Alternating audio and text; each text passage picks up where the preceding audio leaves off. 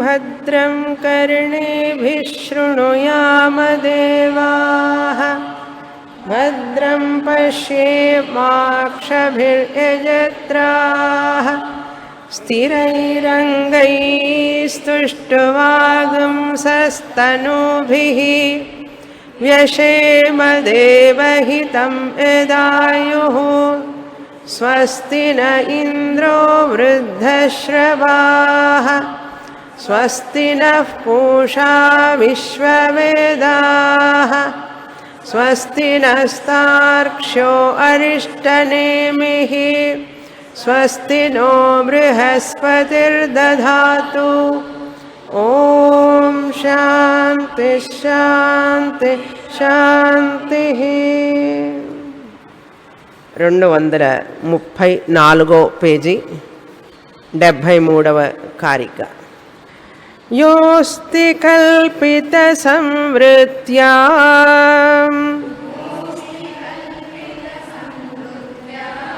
పరమార్థేన నాస్త్యసౌ परतन्त्राभिसंवृत्या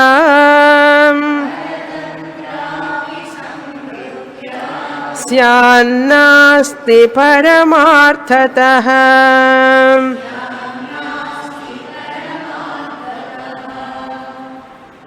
ఈ అలాత శాంతి ప్రకరణంలో గౌడపాదాచార్యుల వారు జగత్ మిథ్యాత్వాన్ని నిర్ధారణ చేస్తున్నారు. మనం కనే కల మన స్వప్నం ఎలాగైతే వాస్తవం కాదో ఈ మనం చూసే ఈ వ్యావహారిక ప్రపంచం కూడా వాస్తవం కాదు. ఏ దృష్టితో అంటే పారమార్థిక దృష్టితో. స్వప్నం వాస్తవం కాదు. ఎప్పుడండి? మెలకుతో ఉన్నప్పుడు. అంటే వ్యావహారికంగా వ్యావహారిక దృష్టితో చూస్తేనే స్వప్నం మిథ్య, అసత్యం. స్వప్న దృష్టితో చూస్తే స్వప్నం మిథ్య కాదు, పరమసత్యం. స్వప్నంలో వాడికి స్వప్నం సత్యం. వ్యావహారికంగా మెలకువతో ఉన్నవాడికి మాత్రమే స్వప్నం నిజం కాదు, కల కల్ల. ఎవరికంటే మెలకువతో ఉన్నవాడికి మాత్రమే. ఈ మాట మీరు బాగా గుర్తుపెట్టుకోవాలి. మెలకువతో ఉన్నవాడికి మాత్రమే కల కల్ల. కలగనే వాడికి కల కల్ల కాదు. కల్ల అంటే అబద్ధం. అదేవిధంగా ఎప్పుడైతే శాస్త్రం, గురువుగారు శాస్త్రాన్ని మనకు బోధించేటప్పుడు ఈ వ్యావహారిక ప్రపంచం, ఈ జగత్, ఈ జీవరాశులు, ఈ ఈశ్వరుడు, మనం పూజించే ఈశ్వరుడు, ఇవన్నీ వ్యావహారికం. ఈ వ్యావహారిక జగత్తు కూడా, ఈ వ్యావహారిక జీవులు కూడా, ఈ వ్యావహారిక ఈశ్వరుడు కూడా కల్ల. వ్యావహారిక దృష్టితో కాదు. వ్యావహారిక దృష్టితో వ్యావహారికం సత్యం. వ్యావహారిక దృష్టితో అంటే మెలకువతో ఉన్నప్పుడు, మెలకువగా మనం అన్నీ చూసేటప్పుడు ఆ దృష్టితో చూస్తే ఇదన్నీ కూడా కల్ల కాదు, అబద్ధం కాదు, అవాస్తవం కాదు, వాస్తవం. మరి శాస్త్రం, గురువుగారు ఏం చెప్తున్నారు ఇప్పుడు మనకు? ఇదంతా కల్ల, ఇది అసత్యం, ఇది అవాస్తవం అంటున్నారంటే ఏ దృష్టితో అని మనం తెలుసుకోవాలి. ఒక వ్యక్తి వచ్చి నన్ను అడిగితే, ఏమండి ఈ ప్రపంచం సత్యమా అసత్యమా, ఇది నిజంగా ఉన్నదా లేదా అని అడిగితే ఏం చెప్పాలి నేను? ఆ అడిగే వ్యక్తి ఏ దృష్టితో అడుగుతున్నాడు? వ్యావహారిక దృష్టితో అడుగుతున్నాడు. మెలకువతో ఉండి వ్యావహారిక దృష్టితో ఉండి అడుగుతున్నప్పుడు నేనేం చెప్పాలి? వాస్తవమనే చెప్పాలి, ఇది సత్యమనే చెప్తాను నేను. కలగనేవాడు కలలో కల నిజమా అని అడిగితే ఏం చెప్పాలి? నిజమే నాయనా అని చెప్తాను. వాడు మెలకుతో ఉన్నప్పుడు నేను చెప్పక్కర్లే, వాడే తెలుసుకుంటాడు అది నిజం కాదని. అక్కడ మనం ఏం చేయక్కర్లే, మెలకు ఉంటే చాలు, కళ నిజం కాదని తెలిసిపోతుంది. కానీ ఇక్కడ గురువు కావాలి, శాస్త్రం కావాలి, వ్యావహారికం అనే నిద్ర నుంచి మేలుకోనటానికి ఆ కళ నుంచి మేలుకోవడానికి మన ప్రారంధమే మనం నేపుతుంది నిద్ర. నీ ప్రారంధం ఉంది, ఇంకా నిద్రలో ప్రారంధం పోదండి. నిద్రలో మన ప్రారంధం ఖర్చు కాదు, అట్లాగే ఉంటుంది. అందుకని మన ప్రారంధం ఏం చేస్తుందంటే తొందరగా లేపుతుంది మనల్ని. ఎక్కడో వాటర్ ట్యాంక్ వస్తుంది, లేకపోతే పక్కింట్లో ఏదో శబ్దం అవుతుంది, తొందరగా లేపుతుంది మనల్ని మన ప్రారంధం. మనం వాళ్ళందరి మీద కోపపడతాం, మన ప్రారంధం మనల్ని లేపుతుంది. నీకు ఇంకా సుఖ దుఃఖాలు అనుభవించాలి, నువ్వు తొందరగా లే అంటుంది. అందరు నిద్రపోతుంటారు గురకబెట్టి, మనం మాత్రం మెలుగుతూ ఉంటాం ఒక్కొక్కసారి. ఎందుకయ్యా అంటే మన ప్రారంధం అది. మనం కష్టాన్ని సుఖాన్ని అనుభవించడానికి మెలకువతో ఉంటాం. కనుక ఈ వ్యావహారిక ప్రపంచం అనేది వాస్తవం కాదు అని తెలుసుకోవాలంటే మనం పారమార్థిక స్థితికి వెళ్ళినప్పుడు మాత్రమే ఇది కాదని తెలుస్తుంది. కనుక నిద్రలో నుంచి మేలుకోవడానికి, కలలో నుంచి మేలుకోవడానికి మన ప్రారంధమే మేలుకొల్పుతుంది, ఏం చేయక్కర్లేదు. కానీ ఈ వ్యావహారికం నుంచి పారమార్థికానికి మేలుకోవడానికి మామూలుగా మేలుకోలేం. క్లాసు కావాలి, గురువుగారు కావాలి, సంవత్సరాల తరబడి చెప్పాలి. ఆయన కానీ ఆమె కానీ చెప్పాలి. మనం పుస్తకం చదవాలి, వినాలి, కష్టపడి అర్థం చేసుకోవాలి.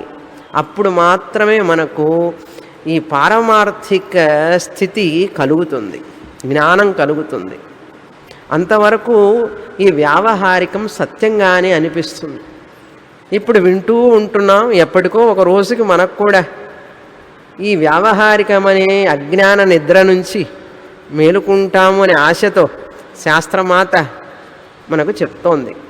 పెద్ద పెద్ద చదువుకున్న వాళ్ళు, మనుషులు రెండు రకాలండి, చదువుకోని వాళ్ళు, చదువుకున్న వాళ్ళు. బాగా చదువుకున్న వాళ్ళు ఉన్నారు, అసలు ఏమీ తెలియని పామరులు ఉన్నారు. ప్రపంచంలో ఉన్నారు కదా. పామరులు తప్పు చేస్తారు, చదువుకున్న వాళ్ళు కూడా తప్పు చేస్తారు. ఎందుకు చేస్తారంటే చేస్తారు ఆత్మ విషయంలో. పామరులకి ఆత్మ విషయం తెలియదు, వ్యావహారిక ప్రపంచమని పారమార్థికమని ఇవన్నీ తెలియవు పామరులకి. ఈ చదువుకున్న వాళ్ళకి, పెద్ద పెద్ద శాస్త్రాలు చదువుకున్న వాళ్ళకి కూడా, అనేక సిద్ధాంతాలు చెప్పే వాళ్ళకి కూడా తెలియడం లేదు. అందుకనే గౌడపాదాచార్యుల వారు ఇక్కడ చెప్తున్నారు, శాస్త్రం చదువుకున్న వాళ్లకు కూడా, పెద్ద పెద్ద వాళ్ళకి కూడా ఇది అర్థం కావడం లేదు అని చెప్తున్నారు, ఈ ఆత్మతత్వం.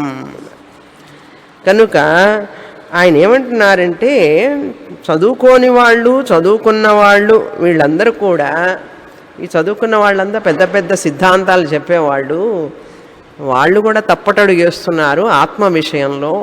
ఎందుకయ్యా అంటే వాళ్ళకి పారమార్థిక సత్యం ఒకటి ఉన్నదనే తెలియడం లేదు.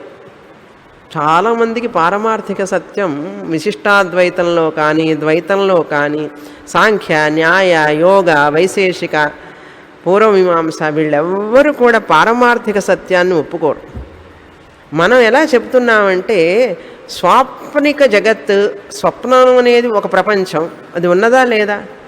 దానికంటే ఎక్కువ వాస్తవమైనటువంటి వ్యావహారికం ఉన్నదా లేదా? ఇన్ని రెండు ఉన్నప్పుడు దీనికంటే సత్యమైనటువంటి పారమార్థికం ఎందుకు ఉండకూడదు చెప్పండి? ఉన్నదా లేదా? ఉన్నది. కలగనేటప్పుడు కల ప్రపంచాన్ని చూస్తున్నాం, స్వప్న ప్రపంచాన్ని చూస్తున్నాం. మెలకువతో ఉన్నప్పుడు వ్యావహారిక ప్రపంచాన్ని చూస్తున్నారు. ఏమంటే కళ లేకుండా, వ్యావహారిక మెలకువ లేకుండా ఉన్నప్పుడు ఏం ప్రపంచాన్ని చూస్తున్నారు చెప్పండి మీరు? కళ లేదు, వ్యావహారిక ప్రపంచము లేదు, నిద్రలో ఉన్నారు. అప్పుడు వ్యావహారిక ప్రపంచము లేదు, కళ ప్రపంచము లేదు, మీరున్నారా లేదా? మరి అది కళ, అది వ్యావహారికమా? అది ప్రాతిభాసిక సత్యము కాదు. ఎందుకంటే కళ అయితే ప్రాతిభాసిక సత్యం, సబ్జెక్టివ్ రియాలిటీ అంటాం ఇంగ్లీష్లో. అది నాకే తెలుస్తుంది, నా కళ నాకే తెలుస్తుంది. ఏమండి నాకు కళ వచ్చింది మీకు తెలుసా? నాకెట్లా తెలుస్తుంది అంటాడు ఆయన భర్త. నాకెట్లా తెలుస్తుంది నీకు వచ్చిన కళ అంటాడు. నీకు వచ్చిన కళ నీకు తెలుస్తుంది, ఆయనకు వచ్చిన కళ ఆయనకు మాత్రమే తెలుస్తుంది. అంటే సబ్జెక్టివ్ రియాలిటీ నేనే కల్పించుకున్నా.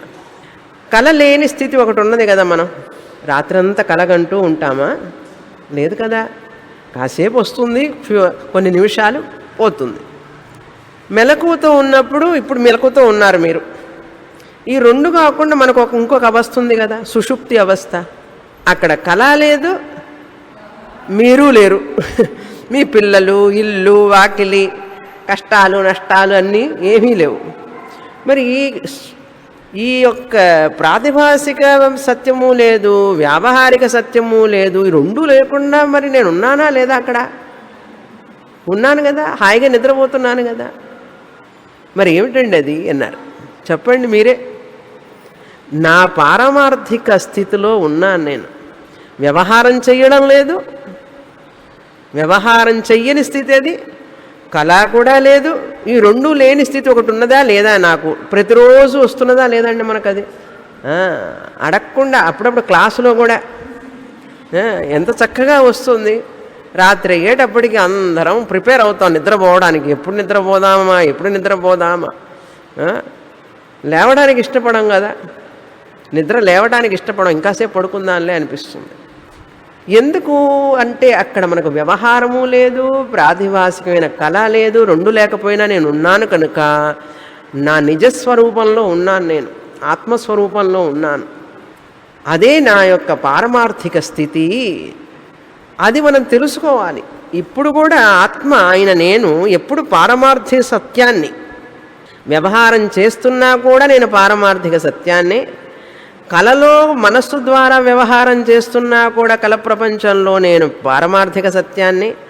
కనుక నేను ఎప్పుడూ పారమార్థిక సత్యాన్ని అని తెలుసుకోవాలి. ఈ శరీరం నేను కాదు, శరీరం నేను కాకుండా తెలియకుండా ఉన్నాను ఒక స్థితిలో, నిద్ర స్థితిలో హాయిగా ఉన్నానంటాం. పైగా బాగా సుఖంగా నిద్రపోయినానండి, ఏమి తెలియలేదండి. ఏం తెలియలేదా? పాప మీ అబ్బాయి అమ్మాయి గుర్తుకు రాలేదా నీకు? అందుకేనండి హాయిగా నిద్రపోయినాను అంటే నీ యొక్క సుఖస్వరూపంలో నువ్వు ఆనందంగా ఉన్నావు. అప్పుడు మెలకు రాగానే మనస్సు ముఖం మారిపోతున్నది. ఎందుకంటే అందరిని చూడంగానే మళ్ళీ అందుకనే నిద్రలో చూడండి, గాఢ నిద్రలో అందరూ సుఖంగా ఉంటారు. విషయం అది. ప్రాతిభాసిక సత్యం, వ్యావహారిక సత్యం, పారమార్థిక సత్యం. అయితే పెద్దూకులు నిద్రపోదామండి, పారమార్థిక సత్యంలోనే ఉందామంటే ఎప్పుడు నిద్రపోదామా హాయిగా అన్నారు. అలా పోలేం కదా, మన చేతుల్లో లేదు కదా. ఎప్పుడూ నిద్రపోతే ఇంక మనకు ఈ కొండరాయికి ఏమిటండి తేడా? కనుక మెలకువతోనూ ఉండాలి. నేను పారమార్థిక సత్యమైన తురీయ ఆత్మనని తెలుసుకొని వ్యవహారం చేస్తుండాలి. అది అర్థమైందా? కుండ లేదు కదా అని చెప్పి కుండ పగలగొడతామా? కుండ లేదు కదయ్యా, ఎందుకు కుండను ఉపయోగించడం అంటామా? కుండ లేదని తెలుసుకొని కుండను ఉపయోగించుకో. తెలియగలవాడివైతే ఏం చేస్తావు? చక్కగా కుండని డెకరేట్ చేసుకొని, కాస్త పెయింట్ వేసుకొని, దాంట్లో పూల చెట్టు పెట్టుకో, పాలు పోసుకో, ఏమన్నా చేసుకో. నిజంగా కుండ లేనంత మాత్రాన ఎందుకు పారేయడం? ఉపయోగపడుతుందా లేదా? ఇది అంతే. ఈ వ్యావహారిక శరీరం కూడా చక్కగా ఉపయోగించుకో. ఉపయోగించుకుంటే నేను చెప్పాలి, నేను పారమార్థిక ఆత్మస్వరూపాన్ని, శరీరం మనస్సు వ్యావహారికం కనుక ఈ వ్యావహారికం పారమార్థిక ఆత్మని షేక్ హ్యాండ్ ఇవ్వలేదు. షేక్ హ్యాండ్ ఇస్తుందా? కలుస్తారా ఇద్దరు? ఈ మెలకువతో ఉన్నవాడు కలగనేవాడు ఇద్దరు కలుస్తారా ఒకసారి? ఎట్లా ఉన్నావు నువ్వు అని అంటాడు. ఎందుకని? వీడే వాడు, కలగనేవాడే, మెలకువతో ఉన్నవాడే కలగనేవాడు కనుక వాళ్ళిద్దరు కలవడం లేదు. ఎందుకంటే ఇద్దరు లేరు కనుక. అదేవిధంగా ఇక్కడ మెలకువతో ఉన్నవాడు విడిగా లేడు, ఆత్మస్వరూపమే ఉన్నది. మెలకువతో ఉన్నవాడు అసత్యం, అవాస్తవం, వాస్తవం కాదు. అందుకని ఇప్పుడు రెండు విధాలుగా చెప్పాలి. ప్రపంచం ఉన్నదా లేదా అంటే ఏం చెప్తామంటే, వాస్తవంగా లేదు, నిజంగా లేదు. వాస్తవంగా లేదు లేక నిజంగా లేదు. ఇలా చెప్తే కొంతమందికి బాధగా ఉంటుందని చెప్పి మనం ఏం చేస్తామంటే, అవాస్తవంగా ఉన్నది. ఆ ఉన్నది అంటే వాళ్ళకి ఆనందం. ఆ ముందు ఏం పెట్టాను విశేషణం? అవాస్తవంగా. అది అర్థం కాదు జనానికి. అవాస్తవంగా ఉన్నది, అసత్యంగా ఉన్నది అంటే అబ్బా ఉన్నది కదా, ఏంట్రా ఉన్నది? అవాస్తవంగా ఉన్నది అన్నా వాస్తవంగా లేదు అన్నా ఒకటే కదా. ఎట్లాగైతే మన దేశం అన్డెవలప్డ్ కంట్రీ అండి, మన దేశం అన్డెవలప్డ్ దేశం అంటే కొంచెం బాధగా ఉంటుంది. అన్డెవలప్డ్ అన్నాకండి మా దేశం, ఏం చెప్పనాలరా అన్న, డెవలపింగ్ కంట్రీ అండి. ఎదుగుతున్న దేశం మనది. ఎదగని దేశం అంటే బాగుండదు కదా. ఎదుగుతున్న దేశం, ఎదగని దేశం అన్నా ఎదుగుతున్న దేశం అన్నా ఒకటే కదరా అన్న. అదేదో కాస్త బాగుంటుంది మనకు అట్లా వినటానికి ఆనందంగా. ఇది అంతే. అందుకని అజ్ఞానులకు ఏం చెప్తామంటే ఈ ప్రపంచం వాస్తవంగా లేదు అని చెప్తే బాధపడతారని వాళ్ళకి ఏం చెప్తాం, అవాస్తవంగా ఉన్నదిరా అని చెప్తాం. అవాస్తవంగా ఉన్నది. అబ్బా ఇప్పుడు హాయిగా ఉందండి మాకు, ఇంకాస్త ఉండు అట్లాగే అజ్ఞానంలోనే ఉండు. అందుకని మాటలు చాలామందికి అర్థం కావు. నిజంగా లేదు అన్నా అవాస్తవంగా ఉన్నది అన్న ప్రపంచం ఒకటి. కనుక ఈ శ్లోకంలో ఏం చెప్పారు కారికలో, యహ అస్తి, ఈ వ్యావహారిక దృష్ట్యా ఏదైతే ఉన్నదో, యహ అస్తి, యోస్తి అని ఉన్నది చూడండి. దాన్ని ఎట్లా విభజించాలి? యహ అస్తి, ఏదైతే ఉన్నదో. జగత్, జీవ, ఈశ్వర అని అర్థం. ఏమిటి ఉన్నది? జగత్ ప్రపంచం, జీవులు, ఈశ్వరుడు. ఈ మూడే కదండి మనకు తెలిసినవి. నేను చూసే ప్రపంచం, నేను, ఈశ్వరుడు, ఈ మూడు ఏదైతే ఉన్నదో కల్పిత సంవృత్య. కల్పిత సంవృత్య అంటే వ్యావహారిక దృష్టితో, వ్యావహారిక దృష్టిలో ఉన్నది. ఏ ప్రపంచమైతే వ్యావహారిక దృష్టిలో ఉన్నదో, ఇప్పుడు ఉన్నది కదండి ఇదంతా వ్యావహారిక దృష్టి అంతా ఉన్నది కదా. పరమార్థత న అస్తి, పారమార్థికంగా చూస్తే పరమార్థేన న అస్తి, ఈ జీవులు, జగత్తు, ఈశ్వరుడు నిజంగా లేరు, నిజంగా లేరు, పారమార్థిక దృష్టితో లేరు. అందుకని గురువు చెప్పేటప్పుడు నేను ఎప్పుడు ఆ పారమార్థిక స్థితిని అర్థం చేసుకుంటాను అని ప్రయత్నం చేయాలి. కానీ పైకి వింటూ ఎట్లా ఉండకుండా ఉంటుందండి, అయినా గురువుగారు చెప్పినంత మాత్రం లేకుండా పోతుందా ఏమిటి? మనస్సులో ఏదో ఒక రకంగా ఆలోచిస్తూ ఉంటాం. స్వామిని చెప్తారు కానీ మా అబ్బాయి లేకుండా పోతాడా, మా అమ్మాయి లేకుండా పోతుందా, మా ఇల్లు లేకుండా పోతుందా, ఇట్లా ఆలోచిస్తుంది మనస్సు. అలా ఆలోచించకూడదు. ఇన్ని చూస్తున్నా కూడా స్వామిని వారు శాస్త్రంలో చెప్పిన వాక్యాన్ని ఇవి నిజంగా లేదు అంటున్నారంటే ఎలా అంటున్నారు, ఏ దృష్టితో అంటున్నారు? ఆ దృష్టి స్వామిని వారు చెప్పే దృష్టి నాకు ఎప్పుడు వస్తుందనే ప్రయత్నంలో ఉండాలే. కానీ స్వామిని వారికి వాస్తవం కాకపోతే కాకపోవచ్చేమో, కానీ మనకు మాత్రం వాస్తవమే అనుకుంటూ విను. ఎంతకాలం పడుతుందో తెలుసా? జన్మలు పడుతుంది. ఎవరికి నష్టం? అందుకని గురువుగారు చెప్పే వాక్యం మీద, ప్రతి వాక్యం మీద శ్రద్ధ ఉండాలి. ఆ గురువుగారు ఎలా అర్థం చేసుకున్నారో నేను కూడా అలా అర్థం చేసుకోవాలని చెప్పి తీవ్రమైన కోరిక ఉండాలి మనస్సులో. అలా ఉన్నప్పుడు ఆ తీవ్రమైన భక్తికి శ్రద్ధ, కోరిక ఉన్నప్పుడు భగవంతుడు తప్పకుండా మనకు ఆ పారమార్థిక జ్ఞానాన్ని ఇస్తాడు. అంతేకాని ఏమోనండి నాకు ఈ పారమార్థిక స్థితి మాత్రం నేను ఒప్పుకోలేనండి అంటూనే ఉండు, నువ్వు అట్లాగే ఉంటావు. ఎక్కడ వేసిన గొంగళి అక్కడే ఉంటుందన్న. గురువుగారికి కంఠశోష, అంతకంటే ఏం లేదు. అలా కాకూడదు. నాకు కంఠశోష చేస్తారా? మీరు నిజంగా వింటి అర్థం చేసుకోవాలని ప్రయత్నం చేస్తారా? ప్రయత్నం చేస్తే అది మనకు బాగా పారమార్థిక స్థితి అర్థమయ్యే వరకు గురువు గారిని అట్లాగే అంటి పెట్టుకునే ఉండాలి. ఫెవికాల్లాగా శాస్త్రాన్ని, గురువు గారిని పట్టుకోవాలన్నమాట. జిగురులాగా పట్టుకోవాలి, వదలకుండా. వదిలేవంటే మనకు రాదు ఇంకా. అది అందుకనే గురుభక్తి శాస్త్రభక్తి ఎందుకు చెప్పాం? ఊరికినేనా? అంత మనస్సు గురువు మీద, శాస్త్రం మీద ఉంటేనే ఆ మనస్సు తొందరగా ఇటువైపు అబ్జార్బ్ అయిపోతుంది.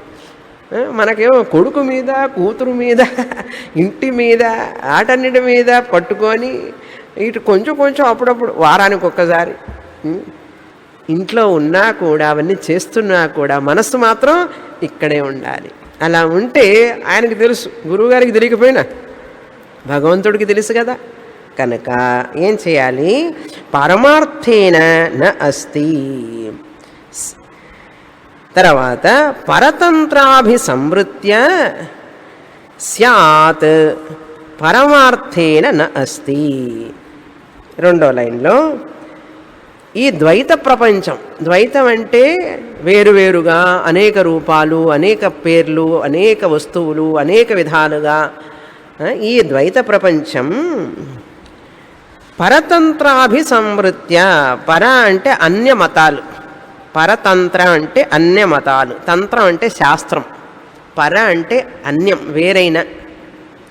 వేరైనటువంటి శాస్త్రాలు, సాంఖ్యం, యోగం, వీళ్ళందరూ ఉన్నారు చూసా, బాగా చదువుకున్న వాళ్ళండి. పరతంత్రాభిసంవృత్య, వాళ్ళ దృష్టిలో ఆ శాస్త్రము చెప్పినటువంటి ఆ సిద్ధాంతాన్ని చెప్పినటువంటి వారి దృష్టిలో పరతంత్రాభిసంవృత్య పరమార్థతః న అస్తి, పరమార్థంగా నిజంగా లేదు. అంటే మనం చెప్పేటటువంటి ఈ యొక్క బోధ పారమార్థిక సత్యం వాళ్ళకి లేదు అన్నారు. వాళ్ళ దృష్టిలో ఈ వేదాంతులు చెప్పేటటువంటిది జగత్తు లేదంటున్నారు, ఇది పారమార్థిక సత్యం అనేది లేదుట. వాళ్ళ ప్రకారంగా పరమార్థతః న అస్తి అంటే ఈ పారమార్థిక సత్యం లేదు. వాళ్ళంతా తర్క ప్రధానులు, తర్కం ప్రధానంగా మాట్లాడుతూ ఉంటారు, దుస్తర్కాన్ని ఉపయోగిస్తూ ఉంటారు. వాళ్ళకి మనం చెప్పేది వంట పట్టదు. బాగా చదివి ఒక ఆయన పల్లెటూళ్ళల్లో వివాహాలకు వెళుతూ ఉంటారు.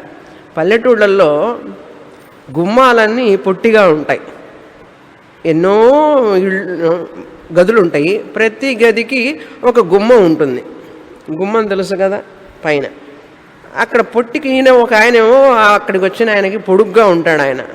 అందుకని ఎవరో చెప్పారు, ఏమండి జాగ్రత్తగా నడవండి, మీరు పొడుగ్గా ఉన్నారు, ఇక్కడ గుమ్మాలన్నీ పొట్టిగా ఉన్నాయి అంటే ఆయన ఏం చేశాడంటే అక్కడెక్కడో పొట్టి గుమ్మం ఉంటే ఇక్కడి నుంచి జాగ్రత్తగా పోతున్నాడు. అన్ని గుమ్మాలు పొట్టి కాదు, ఎక్కడో ఒకటి పొట్టిగా ఉంటుంది. ఉంటే ఈయన ఏం చేసినాడంటే అక్కడెక్కడో ఉంది కదా, ఇప్పటి నుంచి జాగ్రత్తగా పోతూ పోతూ పోతూ అక్కడికి వచ్చేటప్పటికి కరెక్ట్గా తల ఎత్తాడు. ఇక్కడి నుంచి వంగి వంగి పోయి పోయి పోయి పోయి అక్కడికి వెళ్ళేటప్పటికి తల ఎత్తేటప్పటికి ఏముంది, డమ్ముని కొట్టుకొని బొప్పి కట్టింది. ఈ సాంఖ్య, యోగ, న్యాయం వీళ్ళందరూ అంతే, ఆ బొప్పి కట్టినట్లే అనమాట. శాస్త్రం అంతా చదివి ఇంత దూరం వచ్చి కరెక్ట్గా ఆ బ్రహ్మసత్యం జగన్మిథ్య అనే టైంకి మర్చిపోయినారు విషయాన్ని. అర్థమైందా? దానికి ఇంకో కథ కూడా చెప్తాను. ఒక రాజుగారి భవనంలోకి వెళ్ళాడు ఒకడు గుడ్డివాడు.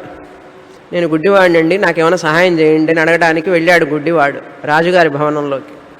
వెళ్ళిన తర్వాత భటులు పంపించారు, సరే వెళ్ళు, అడిగి తీసుకో. వెళ్ళాడు, చూశాడు రాజుగారిని. రాజుగారు ధనం ఇచ్చారు. ఇచ్చిన తర్వాత అన్ని ఇటు వేసుకున్నాడు, సంచిలో వేసుకొని వస్తూ ఉన్నాడు. వచ్చేటప్పుడు బయటికి రావడానికి వెతుక్కుంటున్నాడు, ఎట్ట రావాలి, ఎలా రావాలని చెప్పి. ఆ రాజుగారి పెద్ద ఇది ఉంటుంది కదా రాజభవనం, ఆ గోడలు పట్టుకుంటూ ఇట్లా చూసుకుంటూ వస్తున్నాడు. వెళ్ళేటప్పుడు అందరూ పంపిస్తారండి మర్యాదతో, బయటకు వచ్చేటప్పుడు మనకు ఎవరు గైడెన్సే ఉండదు. చాలా చోట్ల చూసారా, వచ్చేటప్పుడు రండి రండి రండి అంటాడు, పోయేటప్పుడు వెతుక్కోవాల్సి వస్తుంది. అంటే ఎవరు దావడం అని పోతూ ఉంటారు. అట్లాగే పాపం ఈ గుడ్డివాడు ఇలా తట్టుకుంటూ వెళుతున్నాడు. వెళుతూ వెళుతూ వెళుతూ ఉంటే ఎక్కడొస్తుంది, రావడమే లేదు వాకిలి అనుకుంటూ ఇట్లా చూసుకుంటూ వెళుతూ ఉంటే సరిగ్గా వాకిలి వచ్చే చోటుకి దురద పుట్టింది వెనకాల. ఇచ్చింగ్ అనమాట. ఈ చెయ్యిని ఏమన్నా ఇట్లా పెట్టిన చెయ్యిని వెనక్కి పెట్టుకొని గోక్కుంటున్నాడు. ఆ ద్వారం వచ్చింది, నడుచుకుంటూ వెళ్ళిపోతున్నాడు. ఎందుకంటే తెలియలే, వెళ్ళిపోతున్నాడు. మళ్ళీ చేయి పెట్టి అనుకుంటూ వెళుతున్నాడు. ఇలా మళ్ళీ వచ్చాడు, మళ్ళీ కరెక్ట్గా వాకిలి వచ్చే టైంకి మళ్ళీ. అట్లాగే ఈ సిద్ధాంతం చెప్పేవాళ్ళందరూ కూడా సరిగ్గా బ్రహ్మసత్యం జగన్మిథ్య అన్నప్పుడు మాత్రం ఇన్ని మాట్లాడి ఇన్ని చెప్పి కూడా చదువుకున్న వాళ్ళందరూ కూడా చూడండి, పశ్యన్నపి న పశ్యతి అని చెప్పి శంకరాచార్యుల వారు భజగోవిందంలో చెప్తారు. ఇంతవరకు వచ్చి శాస్త్రం అంతా చదివి ఇంత శాస్త్రం రాసి కూడా అసలు విషయానికి వచ్చేటప్పటికి వదిలిపెట్టేశారు, వాళ్ళు మర్చిపోయినారు. పారమార్థిక సత్యం వాళ్ళకి లేదు. పరమార్థత అంటే మనం చెప్పే ఈ వేదాంతం బోధ పారమార్థిక సత్యం వాళ్ళకి లేదు. తర్వాత 74వ కారిక. అజః కల్పిత సంవృత్యా పరమార్థేన నాత్యజః పరతంత్రాభినిష్పన్త్యా సంవృత్యా జాయతే తు సః.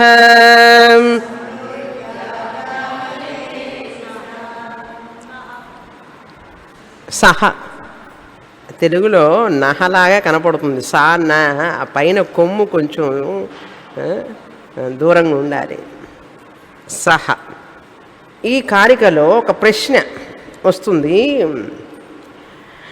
మరి అంత వ్యావహారికమే అయితే, ఇదంతా కల్పనే అయితే, ఇందాకేం చెప్పాం కారికలో కల్పిత సంవృత్తి అన్నాం. వ్యావహారికం అంతా కల్పనేనండి, అంతా కల్పనే, ఆత్మకి జన్మ లేదు అని చెప్పన్నారు కదా. అంతా వ్యావహారికమైతే ఆత్మ పుట్టలేదు అనేది కూడా వ్యావహారికమే కదా అని ప్రశ్న వేస్తున్నాడు. ఏమండి ఇదంతా వ్యావహారికమే, ఇదంతా నిజం కాదు అని అన్నారే ఇందాక. అనేటప్పుడు మీరేం చెప్పారు? ఆత్మకి అసలు నిజంగా పుట్టుకే లేదు, ఈ జీవరాశులన్నీ పుట్టినాయి అని చెప్పి అనుకుంటున్నాం మనం, ఆత్మకి నిజంగా పుట్టడం అనేదే లేదని అంటున్నారే. మరి ఈ అజం అంటే పుట్టకపోవడం, అజం అంటే పుట్టలేదు అని అర్థం. అజహ అంటే పుట్టుక లేనిది. ఆత్మ ఎల్లప్పుడూ ఉన్నది, శరీరమే పుడుతున్నది కానీ ఆత్మ పుట్టడం లేదు అని చెప్పి అన్నారు కదా. మరి ఆత్మ అజం అనేటటువంటిది కూడా వ్యవహారికమేనా అండి, పారమార్థికమా అంటే అది వ్యావహారికమే అంటున్నాం. ఇప్పుడు ఆ పదం అజము, ఆత్మకి పుట్టుక లేదు అనే పదం కూడా వ్యావహారిక పదమే. ఎందుకని వ్యావహారికం అంటున్నామంటే, ఆ సిద్ధాంతాల వాళ్ళందరూ కూడా దానికి పుట్టుక ఉన్నది వాళ్ళు చెప్పిన దాన్ని తప్పని మనం చెప్పాలి కనుక కొన్ని పదాలు ఉపయోగించాలి మనం కదా. ఇప్పుడు వాళ్ళు ఏం చెప్తున్నారు, ఆ సిద్ధాంతాలు చెప్పేవాళ్ళు ఆత్మ సగుణం, ఆత్మకి గుణాలు ఉన్నాయి అని అంటే మనం ఏం చెప్తాం? నిర్గుణం అని చెప్పాలి. అది కాదు, తప్పు అని చెప్పాలి కనుక మనం నిర్గుణం అని చెప్పుకోవాల్సి వస్తుంది ఆత్మ కదా. అదేవిధంగా ఆత్మ సవికారం అని అంటే వాళ్ళు, సవికారం అంటే మారుతూ ఉంటుంది అని అంటే మనం ఏం చెప్పాలి? అప్పుడు నిర్వికారం అని చెప్పాలి మనం. వాళ్ళు చెప్పింది తప్పని చెప్పాలి కనుక మనం కొన్ని పదాలు వాడాల్సి వస్తుంది. ఇప్పుడు వాళ్ళు ఈ ప్రథమ పాద విశ్వుణ్ణి, ద్వితీయ పాద తైజస్సుణ్ణి, కారణపాద ప్రాజ్ఞుణ్ణి సత్యం అనుకుంటున్నారు కదా వాళ్ళు. ఈ శరీరం సత్యం, మనసు సత్యం అనే కదండి అందరూ చెప్తున్నారు. ఈ మరి సత్యం అన్నప్పుడు ప్రథమ పాద, ద్వితీయ పాద, తృతీయ పాద సత్యం అని అన్నప్పుడు మనం ఏం చెప్పాలి? 4వ పాదం లాంటిది ఆత్మ తురీయం అని చెప్పాలి. తురీయం అంటే 4వది. 3 పాదాలు పట్టుకుని వేళ్లాడుతున్నాడు వీడు. అందుకని వాడికి 3 పాదాలంటే 3 కాళ్ళు కాదు. రామాయణం అంతా విని రాముడికి సీత ఏమైంది అన్నట్లుగా ఉంటుంది. పాదాలు అంటే కారణ శరీరం, సూక్ష్మ శరీరం, స్థూల శరీరం, 3 పాదాలు. ఈ 3 పాదాలు కూడా కార్యకారణం. వీటికి విలక్షణమైనటువంటిది తురీయ ఆత్మ అని చెప్పవలసి వస్తున్నది మనం. లేకపోతే ఆత్మని మనం తురీయం కూడా అని అనం. నిర్వికారం అని కూడా చెప్పాల్సిన పని లేదు, నిర్గుణం అని కూడా చెప్పాల్సిన పని లేదు. నువ్వు సగుణం అంటున్నావు కాబట్టి నేను నిర్గుణం మాట్లాడాలి. నువ్వు 3 పాదాల గురించి చెప్తున్నావు కాబట్టి నేను 4వది 3వ తురీయ ఆత్మని చెప్పాలి. అంతేకాని అసలు నేను ఏది చెప్పక్కర్లేదు. ఏం చెప్పకుండా ఏం చెప్తావు? మరి ఏం చెప్పను, ఆత్మ అంతే, నేనున్నాను, ఆత్మగా ఉన్నాను అంతే. ఆత్మ ఎట్లా ఉన్నది అంటే చెప్పాల్సి వస్తుంది. అజం, అనిద్రం, అస్వప్నం, అనామకం, అరూపకం. ఈ రూపాలన్నీ సత్యం అనుకుంటున్నావు కనుక ఆత్మకి రూపం లేదని చెప్పాలి నేను.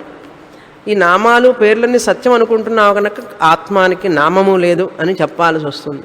కనుక అవన్నీ వ్యావహారికంగా నువ్వు చెప్తున్నావు కనుక నేను వాడే పదాలన్నీ కూడా వ్యావహారికమే, దానికి దీనికి సరిపోయింది అన్నాం. అది ఇక్కడ చెప్తున్నారు 74లో. అజహ కల్పిత సంవృత్య. కల్పిత సంవృత్తి అంటే వ్యావహారిక దృష్టిలో ఈ అజహ అనే పదం ఆత్మకి పుట్టుక లేదు. అజహ అనేది కూడా నువ్వు పుట్టుక ఉందన్నావు కాబట్టి నేను పుట్టుక లేదని చెప్పాల్సి వస్తుంది.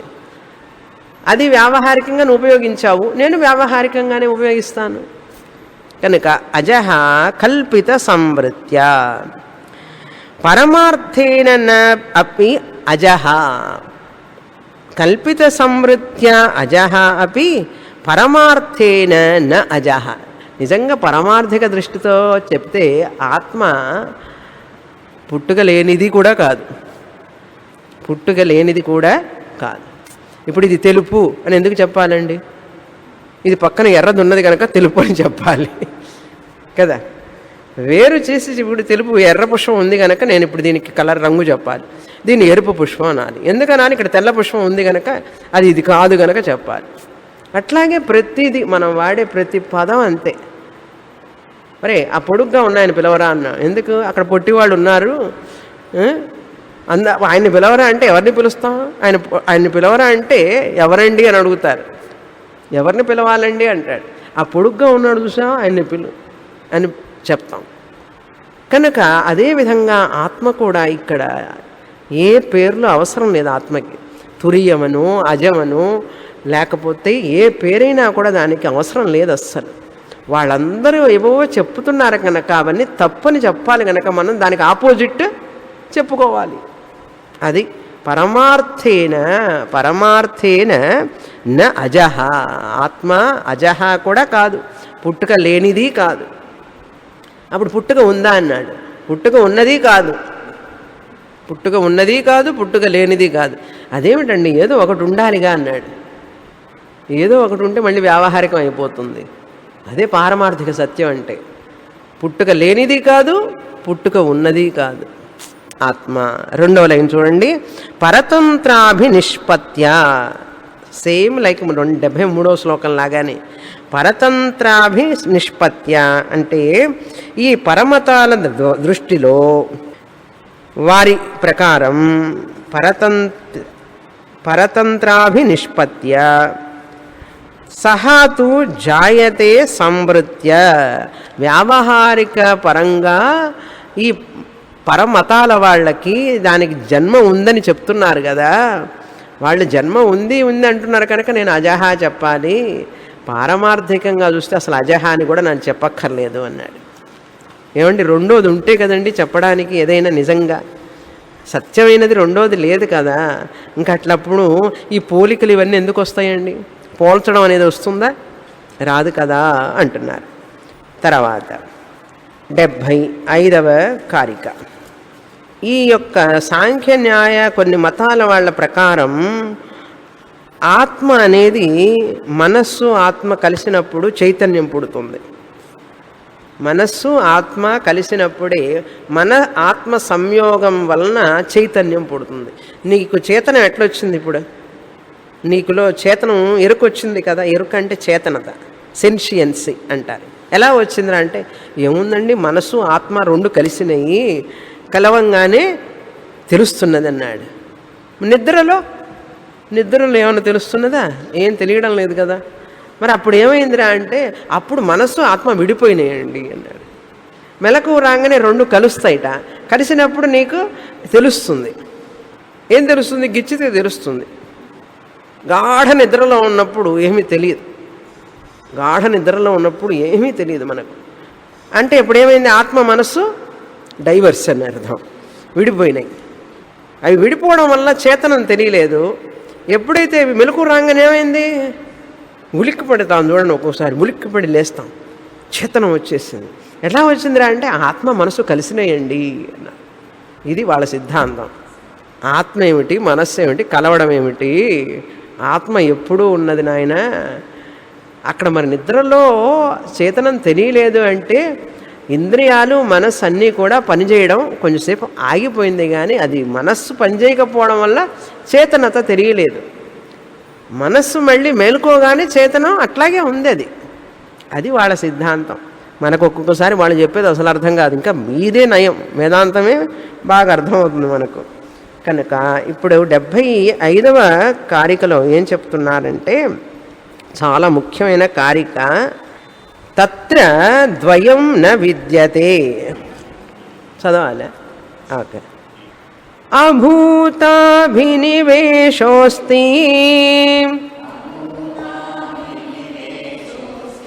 ద్వయం తత్ర న విద్యతే. ద్వయాభావం సబుద్ధ్వైవ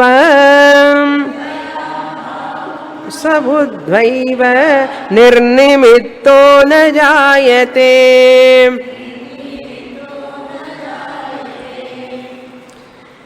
ఉదాహరణ, ఇంకొక ఉదాహరణ చెప్తాను. మన ఇంట్లో పాల గిన్నె, కాఫీ గిన్నె అంటుంటాం కదా. ఈ పాల గిన్నె తీసుకురారా అంటాం.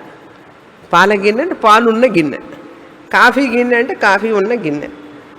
గిన్నె తీసుకురారా అనం కదా, నాకు ఆ పాలు ఉన్న గిన్నె కావాలి. గిన్నె అంటే పాత్రం, గిన్నె అంటే తెలుసా? ఓకే. పాల గిన్నె, కాఫీ గిన్నె, నూనె గిన్నె అన్నప్పుడు నూనె పాత్రం అంటాం. ఖాళీ గిన్నె, ఆ ఖాళీ అని నేను ఎందుకు వాడాలి చెప్పండి మీరు? పాల గిన్నె, కాఫీ గిన్నె, నూనె గిన్నె, పిండి గిన్నె ఇవన్నీ అంటున్నారు కనుక నాకు ఇప్పుడు ఏం చెప్పాల్సి వస్తుంది? నేను ఖాళీ గిన్నె అని వాడాల్సి వస్తుందా లేదా? ఆ ఖాళీ అనే పదాన్ని నేను ఎందుకు వాడాను? పాల గిన్నె దృష్ట్యా ఇది ఖాళీ గిన్నె, నూనె గిన్నె దృష్ట్యా చూస్తే ఇది ఖాళీ గిన్నె. ఆ ఖాళీ అనే దాంట్లో ఇప్పుడు ఏమున్నదండి? అందులో ఏమీ లేదు. కనుక నువ్వు పాల గిన్నె, నేను గిన్నె, నెయ్యి గిన్నె, కాఫీ గిన్నె అంటున్నావు కనుక నేనేం చెప్పుకోవాలి? ఒక పదాన్ని వాడాలి కదా, ఖాళీ గిన్నె అని చెప్పుకోవాలి. ఇప్పుడు పాల గిన్నె ఎంత సత్యమో ఖాళీ గిన్నె కూడా అంతే సత్యం. ఏమిటి? పాల గిన్నె, నూనె గిన్నె, ఏమండి అన్ని గిన్నెలు పక్క పక్కనే ఉన్నాయి చూడండి. పాల గిన్నె ఉన్నది, నూనె గిన్నె ఉన్నది, నెయ్యి గిన్నె ఉన్నది, కాఫీ గిన్నె ఉన్నది, ఖాళీ గిన్నె ఉన్నది. అన్నీ ఒకచోటే ఉన్నాయి కదా, అన్నీ ఒకేసారి కనపడుతున్నాయిగా. ఈ 4 మాత్రం వ్యావహారిక సత్యం, ఇది పారమార్థిక సత్యం అని చెప్తావునా?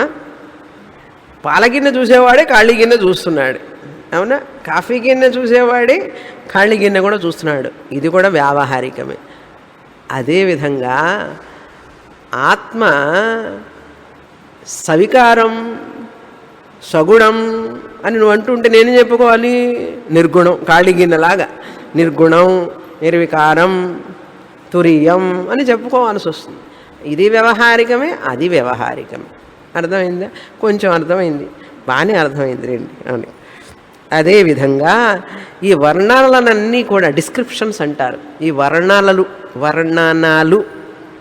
వర్ణించడం ఇవన్నీ నిజంగా లేవు ఆత్మలో.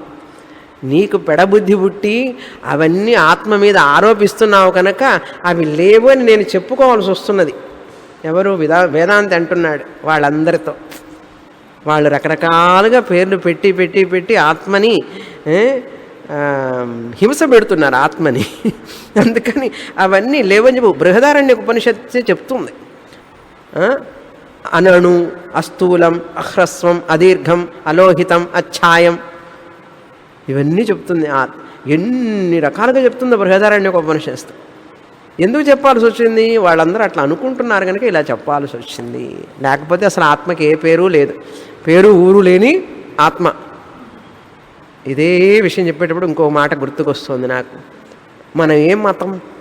వేదాంతం చదివే వాళ్ళకి, ఆత్మజ్ఞానం ఉన్నవారికి మతమే లేదు. అర్థమైందా? ఏ మతము లేదు మనకు. ఒక మతం పేరు పెట్టామంటే అర్థం ఏమిటి? ఇంకో మతం కాదు అని తెలియజేయడానికే కదా పెడుతున్నా, అవునా? హిందూ మతం అంటే ఏమిటి? క్రైస్తవ మతం కాదు, మహమ్మదీయ మతం కాదు అని తెలుసుకోవడానికి.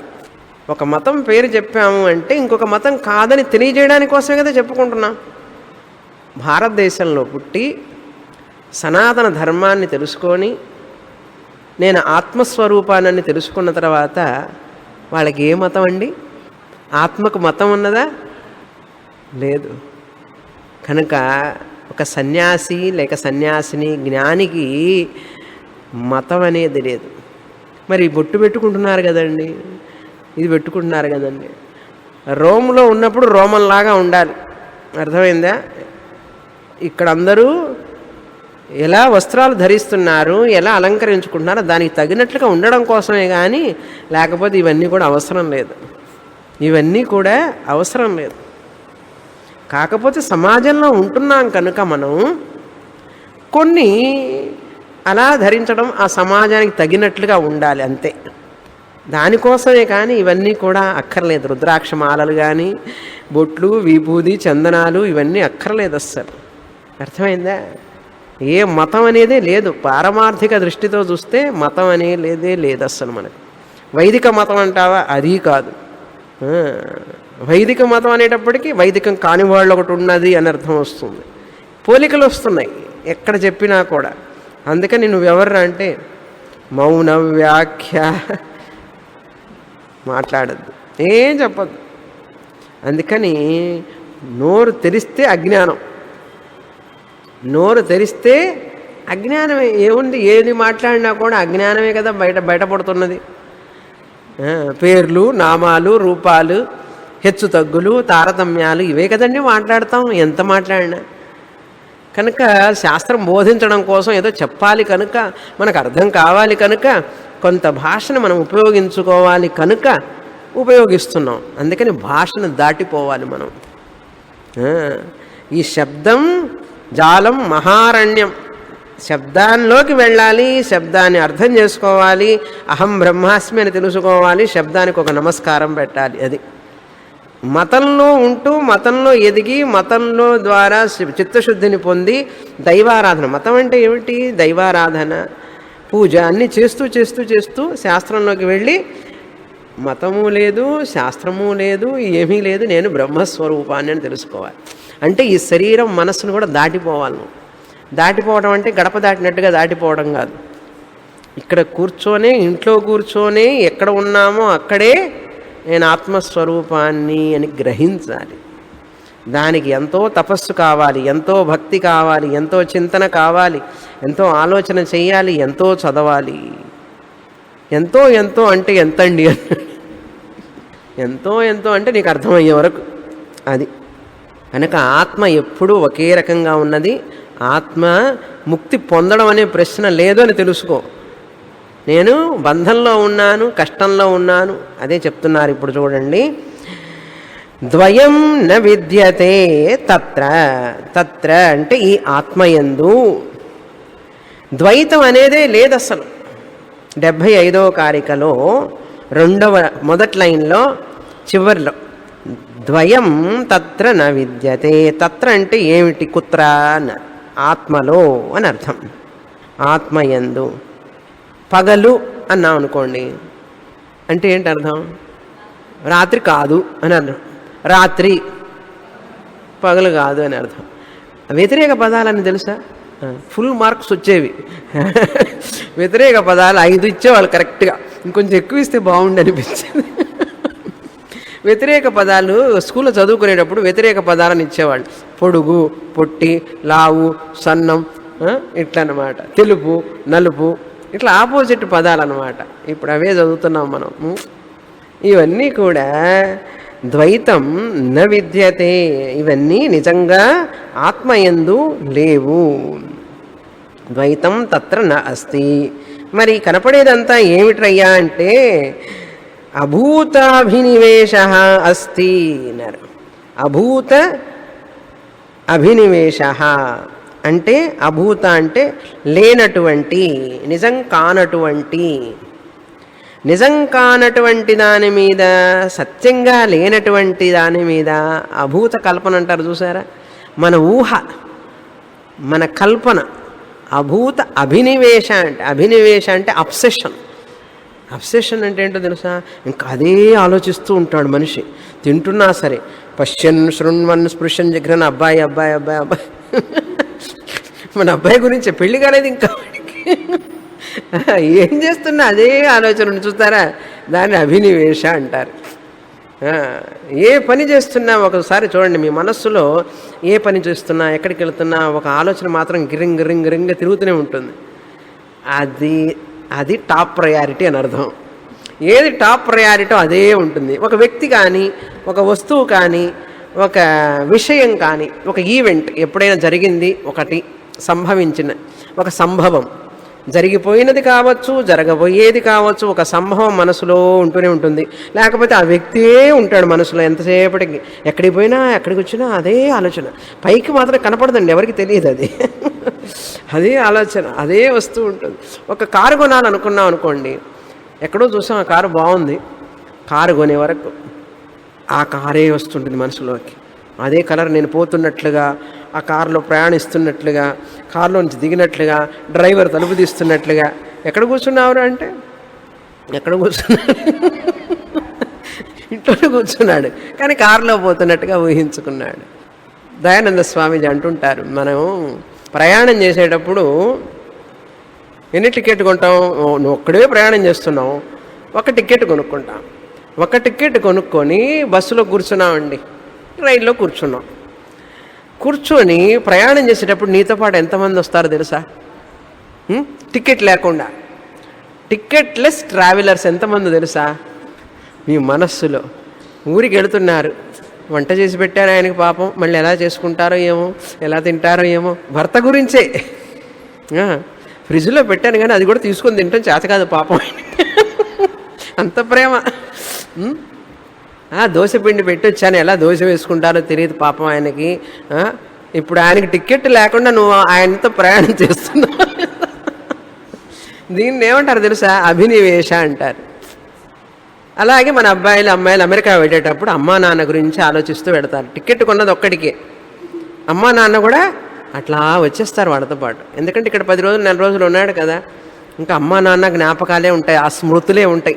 ఆ స్మృతులు ఎంత తీవ్రంగా ఉంటాయి తెలుసా? టికెట్ కలర్ టీసీ వచ్చి టికెట్ అంటాడే అనగానే అప్పుడు తీసేస్తాం. ఎందుకంటే మన ప్రపంచంలో మనం ఉన్నాం. టికెట్ ఆయన వచ్చాడు, టికెట్ అడుగుతున్నాడని కూడా తెలియదు మనకు. ఇప్పుడు అర్థమైంది అభినివేశం అంటే ఏమిటో. ఇంత చెప్తే కానీ అర్థం కాదు. అభినివేశం అంటే అబ్సెషన్ అంటారు. క్లాసులో ఉంటాం కానీ వినదు, మనసు ఎక్కడో ఉంటుంది. మళ్ళీ ఎటో చూడకూడదు, ఎందుకంటే స్వామిని చూస్తారు కదా. ఎందుకంటే స్వామిని చూస్తూనే అలా చూస్తూనే ఉంటాం స్వామిని. మనసు మాత్రం విహారం చేసి వస్తూనే ఉంటుంది. కళ్ళు కూడా తిప్పరండి స్టూడెంట్స్, చాలా జాగ్రత్త వాళ్ళు.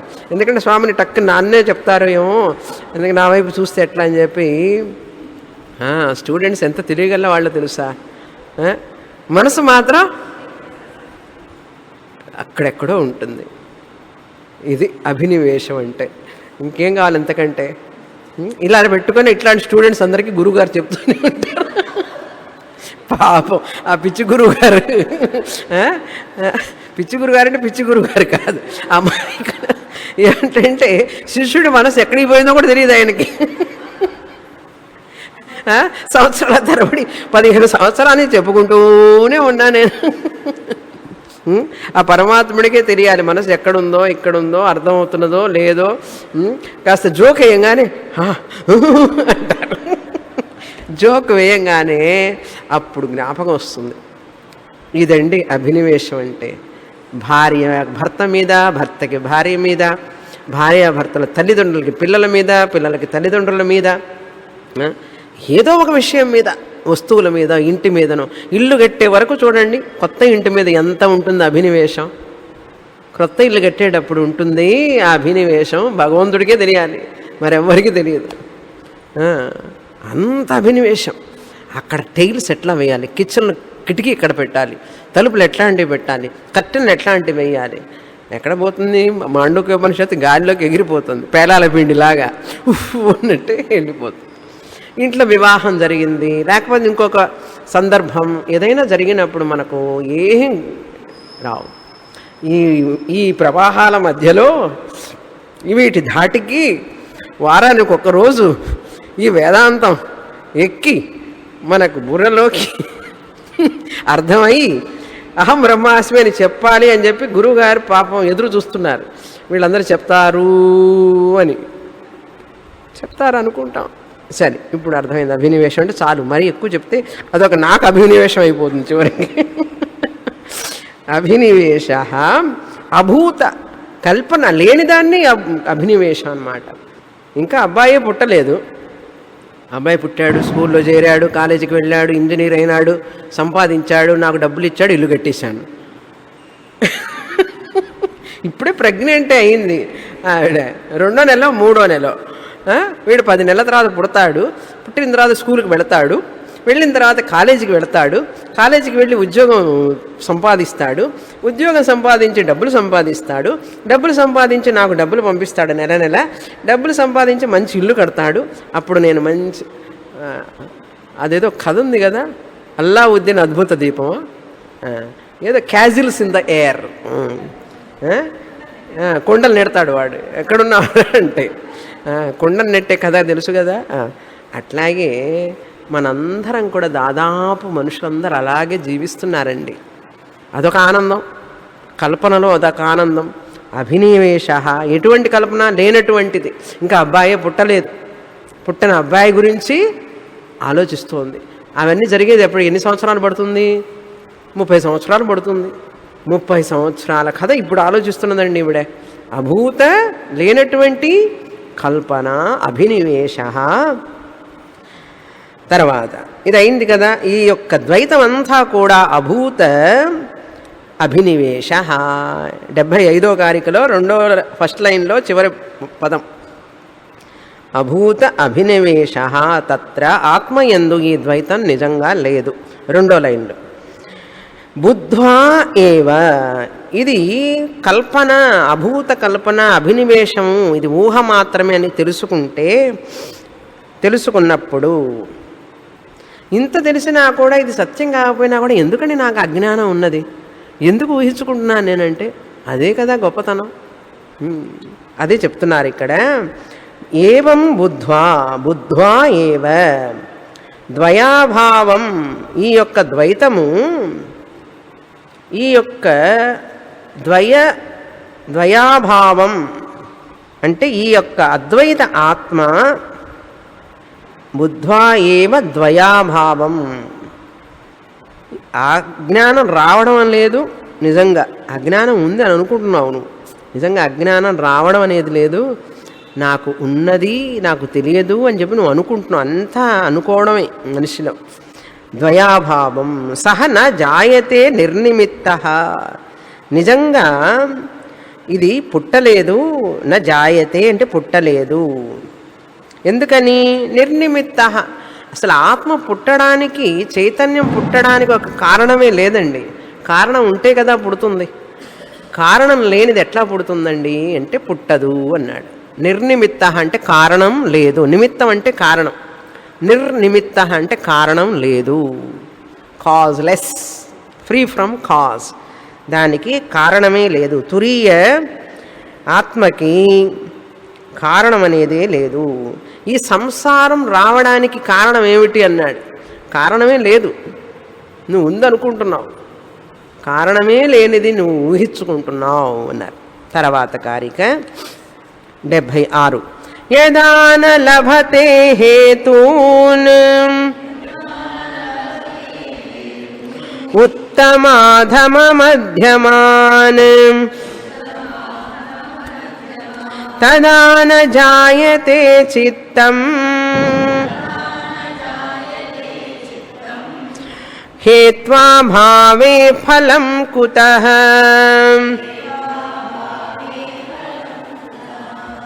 ఏమండి, రాలేదు ఏమీ లేదు అంటుంటారేమిటి మీరు? పుణ్యకర్మ ఉన్నది, పాపకర్మ ఉన్నది, పుణ్యపాపం వల్లనే కదా పుట్టాం మనం చెప్తున్నారు కదా. అందుకని మంచి పుణ్యకర్మలు చేయి ఇంకా అని చెప్తున్నారు కదా. ఇన్ని ఉంటే మీరు ఏమీ లేదు అంటారేమిటి అసలు? అది చెప్తున్నారు ఇక్కడ. మొదటి లైన్లో అందరూ అంటుంటారు, యదా ఎప్పుడైతే జ్ఞానం వస్తుందో, జ్ఞానం రానంత వరకే ఇవన్నీ, జ్ఞానం రానంత వరకే ఉత్తమ జన్మ అండి, బాగా పుణ్యం చేసుకున్నాడండి, ఏం పుణ్యం చేసుకున్నాడో కానీ, ఆహా ఏం పాపం చేసుకున్నాడో, ఇవన్నీ మాట్లాడుతుంటారు కదా. జ్ఞానం రానంత వరకే ఇవన్నీ. జ్ఞానం వచ్చిన తర్వాత హేతువును నా లభతే, కర్మ చేశాడు, పుణ్యకర్మ చేశాడు, ఉత్తమ జన్మ పొందాడు. మధ్యమ పుణ్యపాప మిశ్రం 50-50 చేశాడు, మనుష్య జన్మ వచ్చింది. బాగా పాపం చేసి ఉంటాడు, మామూలు ఏదో ఆ జన్మ ఈ జన్మ అంటే పశు పక్షాదుల జన్మ వచ్చింది. అది ఉత్తమ మధ్యమ అధమ, ఉత్తమాధమ మధ్యమ అని అన్నారు. పుణ్యం చేసి ఉంటే ఉత్తమ జన్మ వచ్చింది, పుణ్యపాప మిశ్రమైతే మధ్యమ జన్మ మనుష్య జన్మ, అధమ జన్మ పశుపక్షి కీటకాలన్నీ అధమ జన్మ. ఇవన్నీ కూడా లేవు అని తెలుస్తుంది ఎప్పుడైతే జ్ఞానం వస్తుందో. యదాన హేతువును నా లభతే, హేతు అంటే కర్మ. కర్మ ఎప్పుడైతే నిజంగా ఉండదో, సంచిత కర్మ ఆగామి కర్మ ఇవన్నీ లేవు, వాళ్ళకి ఈ జన్మల గురించి కూడా మాట్లాడరు. సంసారం కారణం చెప్తున్నారు ఇక్కడ. పుణ్యపాప కర్మ అంటుంటారు. నిజంగా తదాన జాయతే చిత్తం, ఎప్పుడైతే ఈ కర్మ అనేది నిజంగా లేదు, కర్మ సిద్ధాంతం ఎక్సలెంట్, కానీ జ్ఞానం వచ్చే వరకే అది. జ్ఞానం వచ్చిన తర్వాత కర్మ అనే కారణమే లేదు అసలు నిజంగా పుట్టడానికి. కర్మ అనేది లేదు, చిత్తం న జాయతే. నిజంగా ఈ చైతన్యం అనేది ఆత్మ అనేటువంటిది జీవుడుగా జీవాత్మ పుట్టాడు అంటున్నాడు, అది అసలు నిజంగా లేనే లేదు. హేతు అభావే ఫలం కుతః, కారణమైన కర్మే లేకపోతే కర్మ ఫలం ఎక్కడి నుంచి వస్తుంది? పుణ్యం పాపం ఎక్కడి నుంచి వస్తాయండి? కర్మ అనేది ఉంటే కదా పుణ్యము పాపం. నా పుణ్యం నా పాపం నా సౌఖ్యం నా దుఃఖం. కనుక పుణ్యము లేదు, పాపము లేదు, సుఖము లేదు, దుఃఖము లేదు. మరి ఏముందన్నాడు? నువ్వు చూసే ద్వైతం ఏమీ లేదు, నువ్వు ఆత్మస్వరూపాన్ని మాత్రమే ఉన్నావు అని తెలుసుకో. ఈ శరీరంలో కనపడుతున్నావు అట్లా. పూర్ణమద పూర్ణమిదం పూర్ణాత్ పూర్ణముదచ్యతే పూర్ణస్య పూర్ణమాదాయ పూర్ణమేవావశిష్యతే. ఓం శాంతి శాంతి శాంతి. హరి ఓం. శ్రీ గురుభ్యో నమః. హరి ఓం.